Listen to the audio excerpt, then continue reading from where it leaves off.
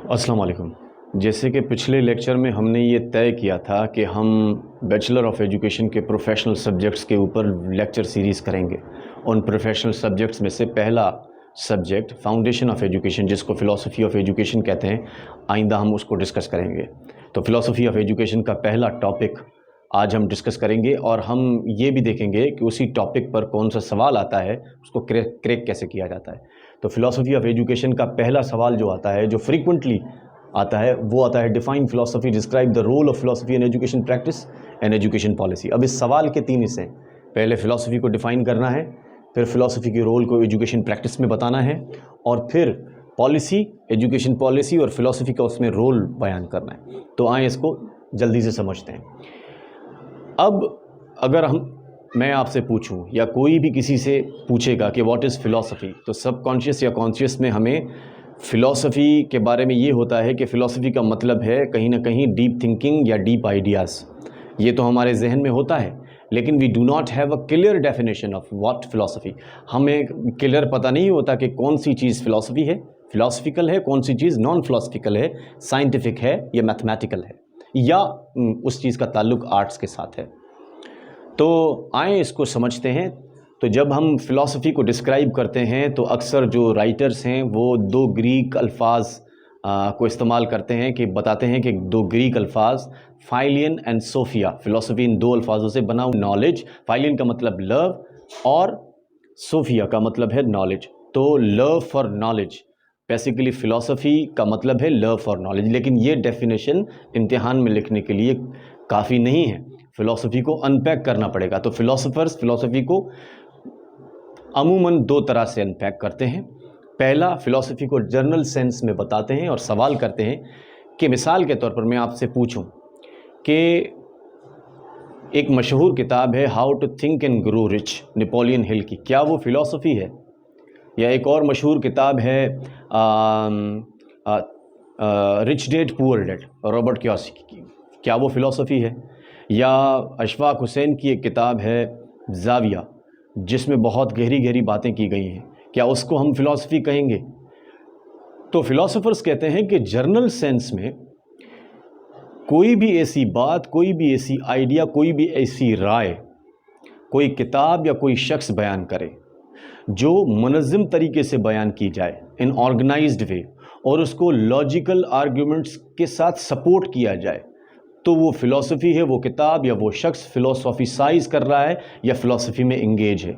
तो journal sense में कोई भी आइडिया जो मुनज़्ज़म तरह से पेश किया जाए और जिसके पीछे सपोर्ट दी जाए रीज़निंग की या लॉजिकल आर्ग्यूमेंट्स की, मंतकी दलाइल की, वो जनरल सेंस में जनरल फ़िलासफ़ी का कही जाती है। लेकिन प्योर सेंस में, प्योर एकेडमिक सेंस में, तालीमी नुक्ता नज़र से, इंस्टीट्यूशनल सेंस से, इदारा जाती नुक्ता नज़र से फ़िलासफ़ी क्या है?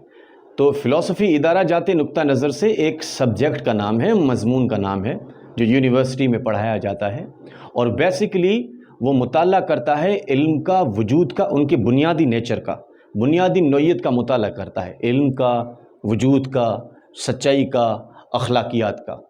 आसान अल्फाजों में अगर मैं आपको समझाऊं तो फ़िलासफ़िकल क्वेश्चंस करता है कि इल्म कहाँ से आता है, इल्म के ज़रिए कितने हैं, इल्म कंस्ट्रक्ट कैसे होता है, जो इल्म हम सेंसेस के ज़रिए हासिल करें उसको इल्म कहते हैं, क्या इल्म इंसान तक वही के ज़रिए ही पहुंचता है, क्या इल्म हासिल करने का एक्सपीरियंस भी एक ज़रिया है, क्या एक्सपीरियंस के ज़रिए हम इल्म हासिल कर सकते हैं, रियलिटी क्या है, हकीकत क्या है, क्या हकीकत एक होती है, ज़्यादा होती है, क्या साइंसी हकीकत और समाजी हकीकत में कोई फ़र्क होता है, तो वजूद क्या है, जो चीज़ें हमें नज़र आ रही हैं क्या उनका रियल वजूद है या वो सिर्फ़ असली वजूदियत वाली चीज़ों की एक फॉर्म है, क्या जो हमें चीज़ें नज़र आ रही हैं वो एक धोखा नज़र है, और वजूद या असलियत कुछ इस वजूद वाली चीज़ों से बालातर चीज़ है, जो सेंसेस के ज़रिए हम डिटेक्ट कर रहे हैं वो असली चीज़ें नहीं है, हकीकत कुछ और है।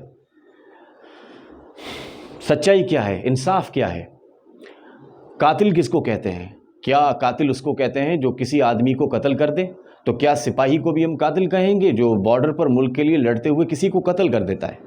अगर सिपाही को हम कातिल नहीं कहेंगे तो क्या डॉक्टर को कातिल कहेंगे जो इलाज करते करते उसके हाथों कोई किसी मरीज़ की जान चली जाती है? तो आखिर कातिल की डेफिनेशन है क्या? इस तरह के क्वेश्चन बेसिकली फिलॉसफिकल क्वेश्चंस कहलाते हैं।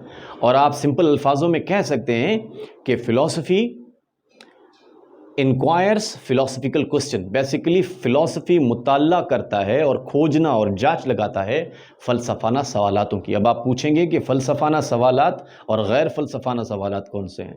फिलॉसफिकल क्वेश्चंस और नॉन फिलॉसफिकल क्वेश्चंस। कुछ सवाल एम्पेरिकल होते हैं जिनके जवाबात टेस्ट करके हम हासिल करते हैं। कुछ सवाल मैथमेटिकल होते हैं जिनके जवाबात कैलकुलेशन के ज़रिए हासिल करते हैं।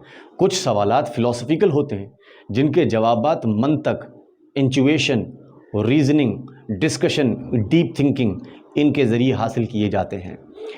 आर्ग्यूमेंट्स इनके ज़रिए हासिल किए जाते हैं। डायलेक्टिक्स इसके ज़रिए हासिल किए जाते हैं, जैसा कि अरस्तु के ज़माने में किया जाता था और सोक्रेटिस के ज़माने में किया जाता था।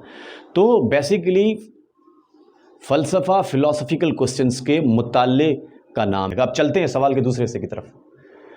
दूसरा ऐसा है, describe the role of a philosophy in education practice. अब आते हैं कि फ़िलॉसफी का रोल क्या है एजुकेशन प्रैक्टिस में। कहा जाता है कि philosophy and education are two sides of the same coin. एक ही सिक्के के दो हिस्से हैं, दो साइड्स हैं फिलॉसफी और एजुकेशन। वो कैसे? वो ऐसे कि philosophy provides and education is means to an and.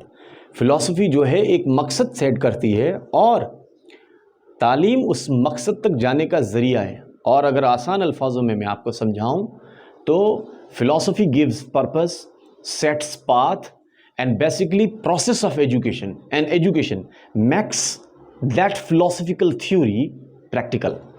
कि फ़लसफ़ा जो मकसद सेट करता है, फ़लसफ़ा जो नज़रिया देता है, उस नज़रिए को प्रैक्टिकल एजुकेशन बनाती है।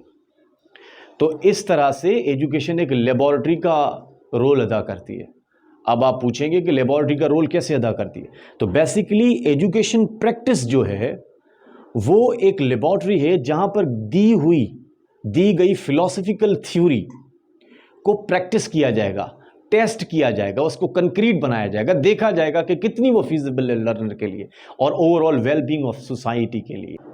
तो अब सवाल बनता है कि एजुकेशन फिलॉसफिकल थ्योरी को कैसे प्रैक्टिस करता है, कैसे टेस्ट करता है? ओके भाई, एक स्कूल है या एक तालीमी निज़ाम है, उसने डिसाइड कर लिया कि जो बच्चे होंगे ना, उनको बच्चों की असल लर्निंग तब होगी जब उनको जिन चीज़ों के बारे में उनको लर्न करवाया जा रहा है उनके साथ इंटरेक्शन में लाएं, उनका एक्सपीरियंस करवाएं, ताकि वो उसकी रियल माने को डेवलप करें, रियल कॉन्सेप्ट को डेवलप करें। ये ज़्यादा बेहतर है कि टीचर आकर उन सर्टेन चीज़ों के बारे में स्टूडेंट्स को एब्स्ट्रैक्टली बताए। तो आइंदा से अब क्या होगा, किसी स्कूल ने डिसाइड किया कि हम क्लास में जो है 3 से 6 साल के बच्चे एक ही साथ रखेंगे, अलग रखेंगे, 6 से 9 साल के बच्चे एक ही साथ रखेंगे, अलग रखेंगे, 9 से 12 साल के बच्चे एक ही साथ रखेंगे, अलग रखेंगे, 12 से 15 साल के बच्चे एक ही साथ रखेंगे, अलग रखेंगे। उनके बैठने की ख़ास किस्म की सेटिंग होगी। वहाँ पर हम उनको मैथमेटिक्स से रिलेटेड, आर्ट से रिलेटेड, साइंस से रिलेटेड मटेरियल प्रोवाइड करेंगे, उनके साथ वो इंटरेक्ट करेंगे, डायरेक्ट इंटरेक्ट करके वो खुद अपने पैशन को भी परस्यू करेंगे और उन चीज़ों के बारे में लर्निंग डेवलप करेंगे, हैंड्स ऑन लर्निंग करेंगे, जिसके लिए एक एक्सपीरियंस्ड और ट्रेंड टीचर चाहिए, एक प्रिपेयर्ड एटमॉस्फेयर चाहिए क्लास का। अब ये जो स्कूल फंक्शन कर रहा है, इसके पीछे डेफिनेटली एक फ़िलॉसफी है और ये जानी मानी फ़िलॉसफी है जिसको हम कहते हैं मारिया मॉन्टेसरी की फ़िलॉसफी। अब ये फ़िलॉसफी थी, ये फ़िलॉसफिकल आइडिया था जो एजुकेशन प्रैक्टिस के पीछे खड़ा हुआ था, एजुकेशन प्रैक्टिस को गाइड कर रहा था। तो ये कहना गलत नहीं है कि philosophy without education is inconvertible and education without philosophy is unguided. तो इस तरह से फ़िलॉसफी का एजुकेशन प्रैक्टिस में बहुत बहुत बहुत इम्पॉर्टेंट किरदार है। अब हम बढ़ते हैं सवाल के तीसरे और मोस्ट इम्पॉर्टेंट हिस्से की तरफ, role of philosophy in education policy. कैसे फ़िलॉसफी का रोल है एजुकेशन पॉलिसी में? तो मज़े की बात यह है कि क्वेश्चन इन डिमांड, जो एजुकेशन पॉलिसी में डिमांड्स होती हैं, जो प्रॉब्लम्स होते हैं, जो क्वेश्चन होते हैं, वो फिलॉसफिकल नेचर के होते हैं। मिसाल के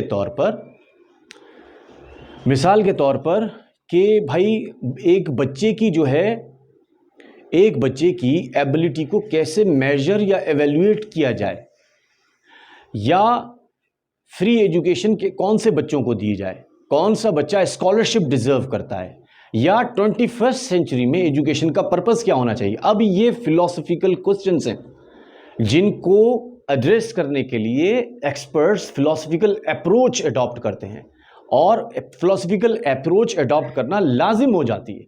अब फिलोसफिकल अप्रोच क्या है? फिलोसफिकल अप्रोच में रिसर्च को मद्देनजर रखा जाएगा, ट्रेंड्स को मद्देनजर रखा जाएगा, डिस्कशंस होंगी, डायलेक्टिक्स होगा, डीप थिंकिंग होगी, लॉजिक का इस्तेमाल होगा। वो कैसे? मिसाल के तौर पर फिलॉसफी का बहुत पॉजिटिव रोल हो सकता है एजुकेशनल पॉलिसी को, मुस्तनिद एजुकेशनल पॉलिसी को डेवलप करने में, क्योंकि जो एजुकेशन पॉलिसी के क्वेश्चंस हैं, प्रॉब्लम्स हैं, वो फिलॉसफिकल हैं। वहां पर एक फिलॉसफिकल हल चाहिए। मिसाल के तौर पर स्टैंडर्डाइज्ड टेस्ट कैसे लें, इसमें कंटेंट कौन सा होना चाहिए। अब इसमें जो है लॉजिक और मेटाफिजिक्स हेल्प करेगी कि क्या हम बच्चे की कॉग्निटिव डेवलपमेंट को देखें और उसके हिसाब से टेस्ट लें, क्या हमें बच्चों की सेंसरी ट्रेनिंग को देखना है, उसके हिसाब से टेस्ट लेना है। अब सेंसरी ट्रेनिंग मतलब explorer, philosophy of realism, cognitive development मतलब idealist, critical thinkers, deep thinkers, किस चीज़ को मद्देनज़र रखना है। तो फिलॉसफी की ब्रांच मेटाफिजिक्स इसमें गाइड करती है। भाई कौन से बच्चे जो हैं वो फ्री एजुकेशन डिज़र्व करते हैं। अब यहाँ पर जो है कौन से बच्चे फ्री एजुकेशन डिज़र्व करते हैं, यहाँ पर फिलॉसफिकल अप्रोच की ज़रूरत है, फिलॉसफिकल बेस की ज़रूरत है, क्योंकि क्वेश्चन फिलॉसफिकल है और एक्सपर्ट्स फिलॉसफिकल अप्रोच अडॉप्ट करते हैं। तो फिलॉसफी का बहुत ही मस्बत किरदार है, बहुत ही मस्बत किरदार है, बहुत ही पॉजिटिव किरदार है एजुकेशन पॉलिसी में। तो ये था कि मैं आपको शॉर्ट अल्फाजों में रिपीट कर दूं कि फ़िलॉसफी क्या है, उसका जर्नल सेंस बयान करेंगे आप, उसका एकेडमिक सेंस बयान करेंगे और बताएंगे कि कैसे वो फ़िलॉसफिकल क्वेश्चंस की इंक्वायरी का नाम है। एजुकेशन प्रैक्टिस में बताएंगे कि फ़िलॉसफी और एजुकेशन एक ही सिक्के के दो साइड्स हैं, कैसे एजुकेशन एक लेबॉर्ट्री का काम करती है और कैसे कोई भी स्कूल जब रन करता है, कोई भी पब्लिक या प्राइवेट जो एजुकेशन सिस्टम है उसके ऊपर कैसे एक फाउंडिंग एजुकेशनल आइडिया होता है जिसको प्रैक्टिस में लाया जाता है। और एजुकेशन पॉलिसी के बारे में एजुकेशन फ़िलॉसफी का ये रोल है कि एजुकेशन पॉलिसी और एजुकेशन फ़िलॉसफी वैसे सिनोनिमस होते हैं, दोनों एजुकेशन के पर्पस के बारे में बता रहे होते हैं, दोनों पाथ सजेस्ट कर रहे होते हैं कि इस पाथ के ज़रिए वो एजुकेशन का पर्पस अचीव होगा। और एजुकेशन फ़िलॉसफी जो है वो एजुकेशन पॉलिसी में बहुत ही इंपॉर्टेंट रोल अदा करती है, क्योंकि एजुकेशन पॉलिसी की जो क्वेश्चंस होते हैं वो फिलॉसफिकल नेचर के होते हैं, जिसके लिए फ़िलॉसफिकल अप्रोच रिक्वायर्ड होती है। तो हम मिलते हैं next week with next new topic. तब तक के लिए खुदा हाफ़िज़।